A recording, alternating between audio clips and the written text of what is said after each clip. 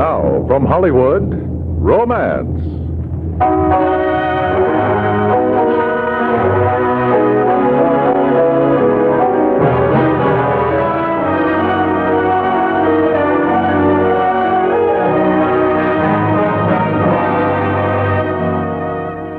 Romance. Transcribed stories of love and adventure, of comedy and crisis, of conflict and human emotion. Today, Love and Adventure Among the Abalones. It's from a story by Anthony Trollope, adapted by Fran Van Hartesveld, and stars Stacey Harris and Virginia Gregg in Bill Gunn's Mermaid.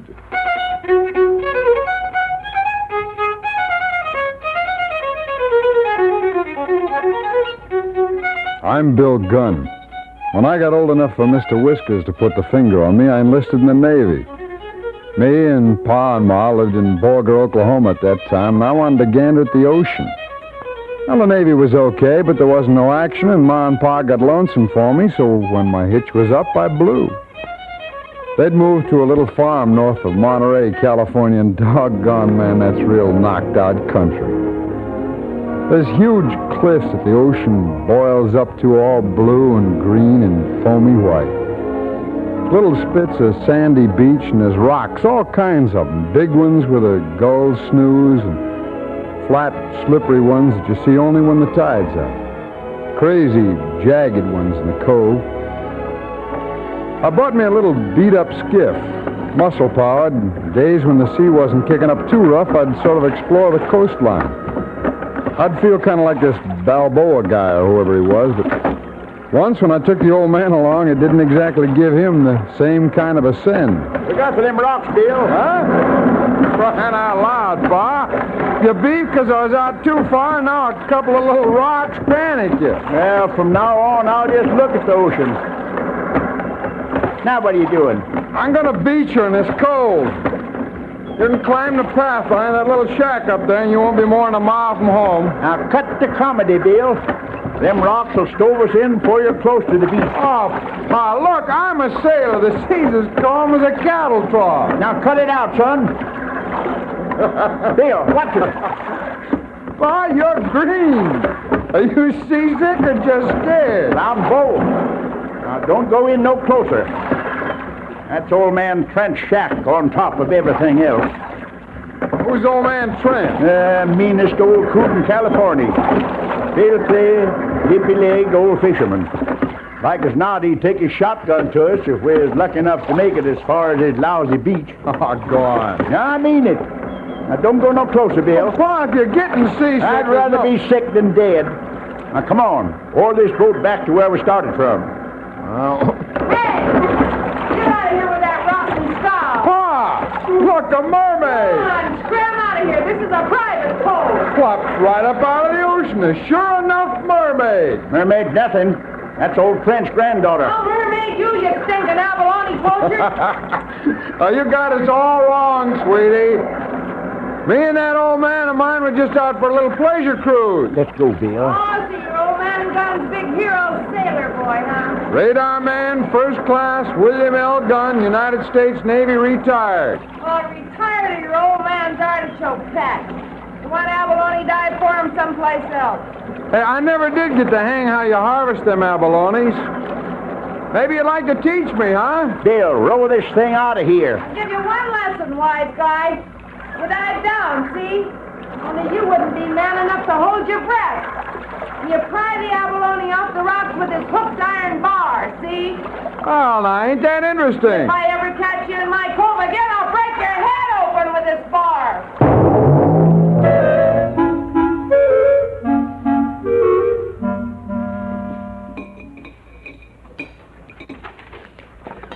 They're terrible folks, them Trents. You have more than fried meat gravy, Billy, sonny. No, thanks, Ma. I'm going to save a little room for dessert. Oh, I declare, that miserable Navy food seems like it spoiled your appetite for good home cooking. Why, he ate 3 helpings, Ma. Well, like I was telling you, Bill, me and your Ma went down to the ocean by way of Old Trent's Path after we first moved here. Mm-hmm. He claimed we was knocking the rocks loose and run us off the property. Yes, swore like everything. What'd the girl say? That was before she come to live with him. Ah. She showed up, 6, 7 months ago after he got too crippled up to climb his miserable path with his miserable fish. She ain't a bad-looking dish. Billy, sonny, you should hear what they say about her in town. In fact, you should hear her. I've heard her.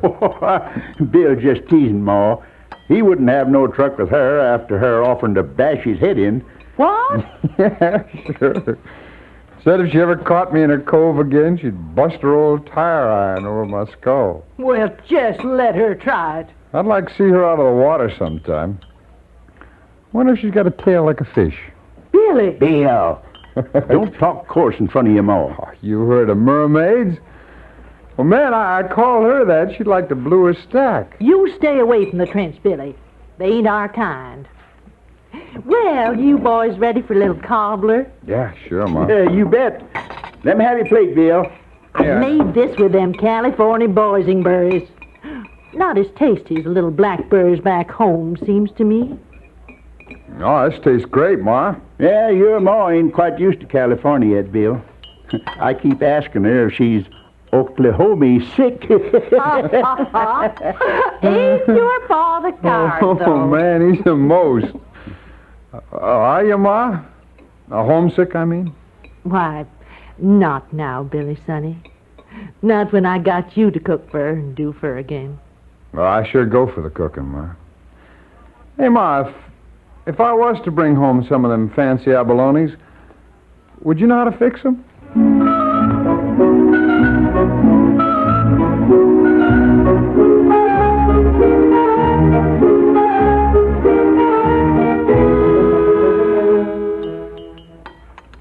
Want anything else, Grandpa? No, maybe a mite dab of the mackerel. Tastes okay. I ain't much of a cook. You fixed it nice, Molly. I'll have another drop of the tea, too. I got some Irish whiskey when I was in Marina today. You want a little slug in your tea? Put it up here where you can't reach it. I don't want you swilling the whole bottle down in one day. Oh, I wouldn't do that. Oh, on a pig's eye, you wouldn't. I saw the lawyer guy when I was in town, too. Oh? What did he have to say? Big stupid lug. He claims we can't stop anybody from taking abalone, only except straight out from the property line of the house. Is that enough, Grandpa? Oh, maybe a drop more. Oh, why didn't you have a drink yourself, Molly? Me? Liquor's poison. Oh, not to me it ain't. Sure it is. I'm just trying to poison you so I'll inherit your dough. Good for you. The law can't keep the gun lad out of the cove, eh? So the shyster says, and he charges me $5 to say it. Well, I told him off good. And I'll just bet you did. I called him every kind of a rotten, thieving skunk in the book. And I told him I'd kill that stinking farmer boy if I ever catch him diving inside the property line. Good for you. Of course, it don't look like young Gunn's ever going to find an abalone, let alone take enough to matter. He swims pretty good. And he ain't afraid to stay down. Well, as long as he don't aim to harvest commercial. And as long as him and his clodhopper folks don't try to use our path up the cliff. I gotta do some work on the path.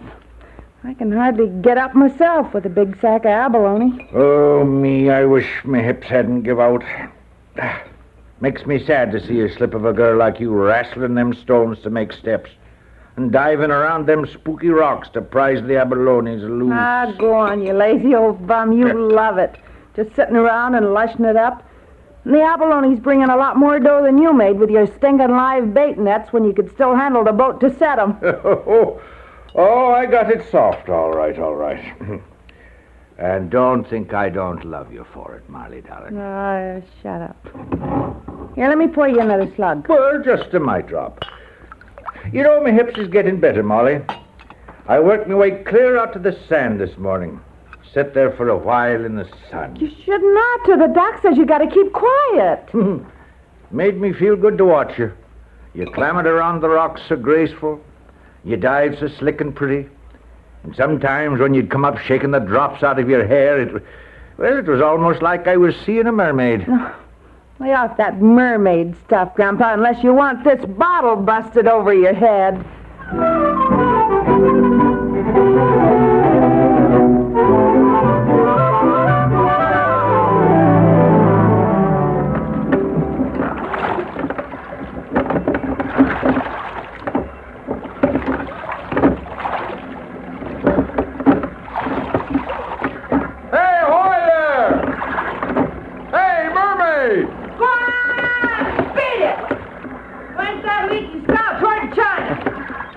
thought I'd watch you a while. I'm quitting for the day. Oh, don't let me scare you away. You scare me?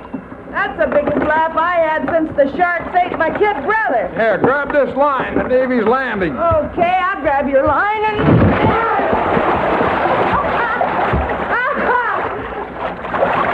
What's the big idea? I hope you can swim, Buster. I ain't coming in after you. Look, I'll outswim you any day. Look, what's the idea of jerking the skiff up against the rock that way? You probably stove her in. That was a general idea. That and drowning you. Well, you doggone it. Hey, what are you doing? Well, your skull got loose somehow, didn't it? Man, you got a disposition like a fly-bit herd bull. Oh, don't worry about your boat. The eddies will beat you. Of course, the rocks will make kindling of her on the way. Well, you just outsmarted yourself, sweetie. Now I'll have to set foot on your private beach to recover. And if she ain't seaworthy, I'm going to even have to use your private path up the cliff to get home. The path ain't for you, and neither is the beach. You can swim back to where you started from, or you can stay here on the rocks till the tide washes you off. How'd you like a good punch and a kisser? How'd you like this abalone iron busted over your thick skull? I've heard that somewhere before. Man, a guy with any brains at all would give up on you and start making passes at Dracula's daughter. Oh, come on, I'll help you haul up some more abalone. I've got enough. Tide's too high anyway. What's that got to do with it? Bad eddies under the surface. They can mash you against the rocks or even pin you in an underwater cave. Who are you trying to kid? I ain't kidding. That's why I quit just before you come poking your ugly snoot where you ain't wanted. Well, the currents might toss you around a little. You don't weigh 100 pounds soaking wet. Wouldn't bother me. This is 195 and all muscle. That's all where your brains are supposed to be. Come on. If you can make your way back over the rocks without falling in, you can have your boat. Oh, gee, thanks. Now, look, I'll get you just one more nice big fat abalone, huh? I told you it ain't safe, you jerk. I'll find one big enough to make you a mother-of-pearl mermaid's tail out of the shell. Oh, hey, stupid dump! I wouldn't take an abalone off of him if there was a diamond inside it.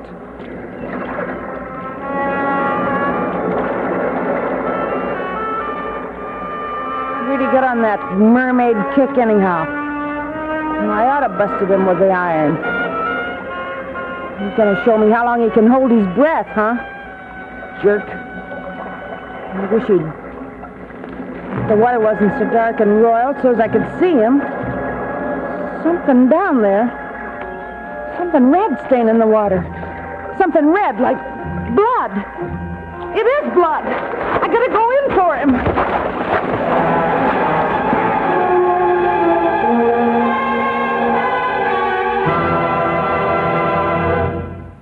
We'll return to romance in just a moment.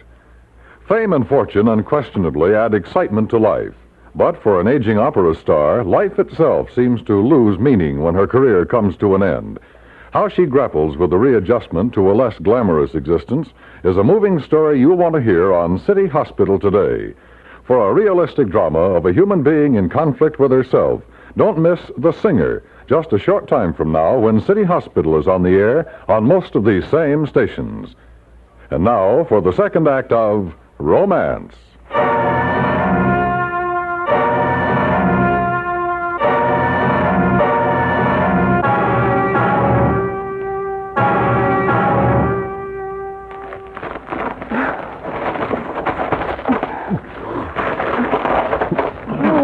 You wait. A turn, you big... Don't die on me. Now. Molly! I can't get over them rocks, girl. I can't. Stay there, Grandpa. I'll make it. Who you got there? He's hurt awful bad, Gramps. Oh? Who is he? The Gunn kid. It is him. Oh, me. Here. Help drag him up in the sand a ways. Beyond the tide line. Here. Careful. I'm trying, girl. Oh. Hole in his head big enough to put your fist in. Yeah. Oh, Molly, if you had to bash him with the iron, why don't you leave him out there? Oh, you're crazy. I didn't tonk him. He was showing off. Said he'd help me with the abalone. This is far enough, I guess. Oh, he's bad off, girl. Must have cracked his skull against a rock when he dove. I warned him, but... Grandpa, he ain't breathing. Let's see. No. Don't seem to be. He moaned a little while I was dragging him in. Bill. Hey, Bill, say something. I'm afraid he's done for, Molly. Grandpa, I'll run for the whiskey. Try to get a drop on him while I go for his folks. No. Don't do that. I got to. They're the closest. They'll say you murdered him. What? You threatened him in front of his old man. You even told the lawyer you'd kill him. And he's a goner, Molly. Now, look, darling, look. Maybe we can get him in his boat and somehow get it out beyond the cove. No one saw what happened out there, and no one can see us now. No. But you'll go to prison, maybe the electric chair. You gotta try to get life back into him some way, Grandpa. And I gotta go up for his pa and Ma.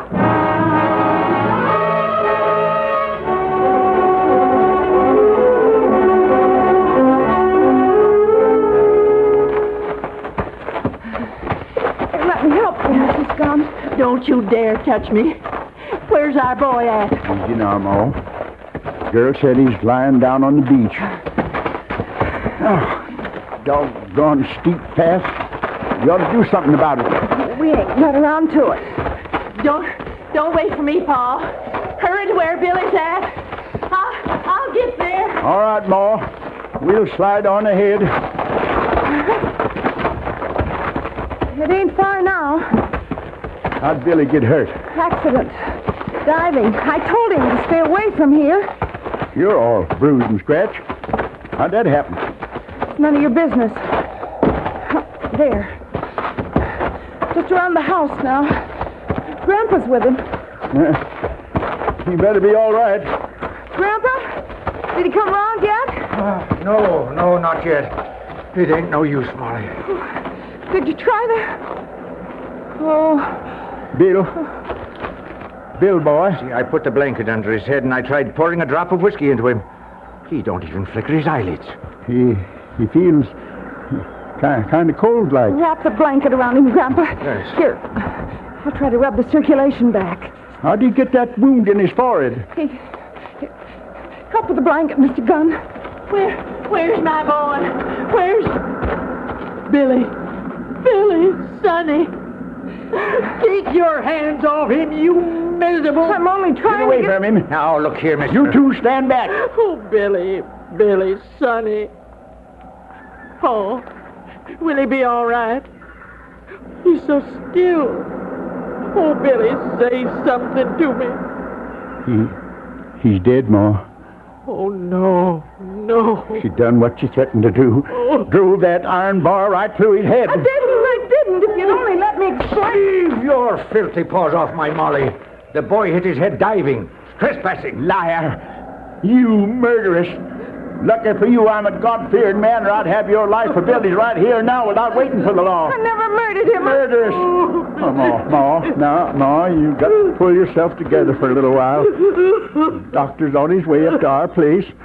We got to get Billy up the cliff some way. Maybe it ain't too late. Maybe the doctor can... Get him up the cliff, Mr. Gunn. Get away. Carried him over the rocks away from the mouth of the cove, and I can... Mr. Gunn, look. His eyelids, they're moving. Where? Billy? Billy, Sonny. It's your ma, Billy. Where's the mermaid? Don't you go calling me no mermaid, you crazy show-off. You were so right about those rocks underwater, Toots. The name's Molly. Don't try to talk no more now. Yeah, you just lie still, son. Molly. Man, that's a pretty name.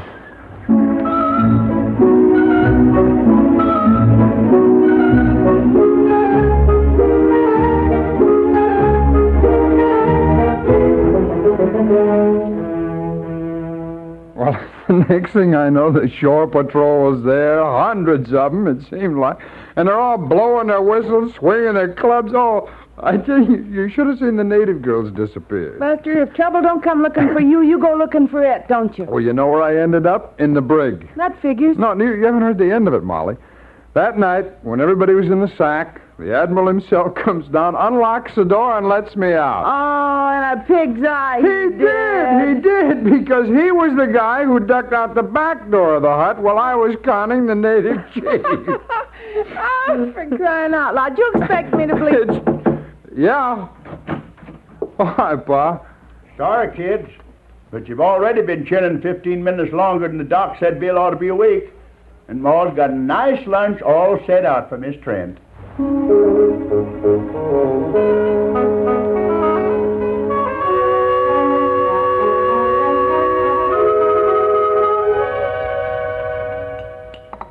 Hey, this stuff is swell. How'd you get that sweet taste, and yet it ain't really sweet? Well, the receipt calls for molasses, only I use half molasses and half honey. Well, I'll be a monkey's great aunt. I'm going to try it tomorrow. Gramps will fall over in a faint when I spring with an upside-down cake. Well, you better take along a jar of honey with you then. You can't get no good honey in California. We always send back home for it. Different kind of bees, I guess. Well, this is sure swell. Oh, say, there's one thing I've been meaning to ask you, Molly. How do you fry them bolognas so they ain't tough? It ain't necessary for you to see me all the way home, Mr. Gunn. Young lady shouldn't be out by herself this time of night. The boy look all right to you, did he? Oh, sure. Better than yesterday? Sure, his color'd come back more every day. He gets fresher. I suppose you think me and the old lady sets an awful lot of store on Bill. But he's all the kids we ever had. You don't set too much store by him. Bill's a good guy. Yeah, wind's pretty gusty. And the path's pretty tricky in the dark. Maybe you ought to hold on to my hand, Molly. I got eyes like a cat.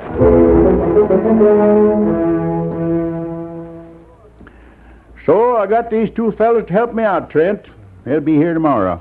Build regular steps and fix up a railing so you can haul yourself up and get into town once in a while. Say, that's awful nice, Gunn. I'm grateful. I sure am. Oh, nothing to be grateful about. The dead beats never would have paid me what they owe me anyways. Might as well take it out in useful labor. Now, you got a head on you. Say, Molly, why don't you pour me and Mr. Gunn just a mite drop more? Well, that's how it went for a few weeks, and first thing you know, me and Molly got hitched. I got me a job selling cars in Monterey. Doing great. On account of I got a sensational sales personality, if I do say so myself. We built us a little joint up on the cliff, kind of between the folks and her grandpa, and we do our abalone diving on weekends. Come on out now, Muscles. We got enough. I want to dive once more, Molly. I still want to find one big enough to make that mother-of-pearl mermaid's costume for you. Listen, Buster, you wouldn't be happy with no mermaid. Now climb back up on this rock and give me a kiss before I come in and haul you out.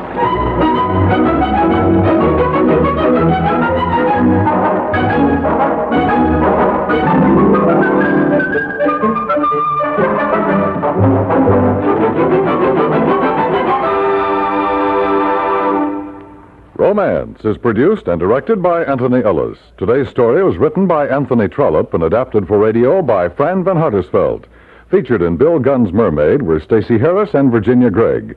Others in the cast were Ralph Moody, Paula Winslow, and Joseph Kearns. Musical supervision by Jerry Goldsmith. This is Dan Cubberly, inviting you to hear Romance, transcribed next week at this same time.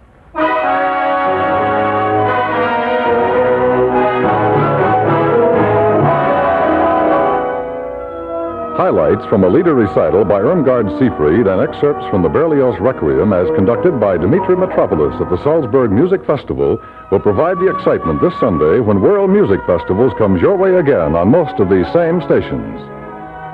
Stay tuned for Gunsmoke, which follows immediately over most of these same stations.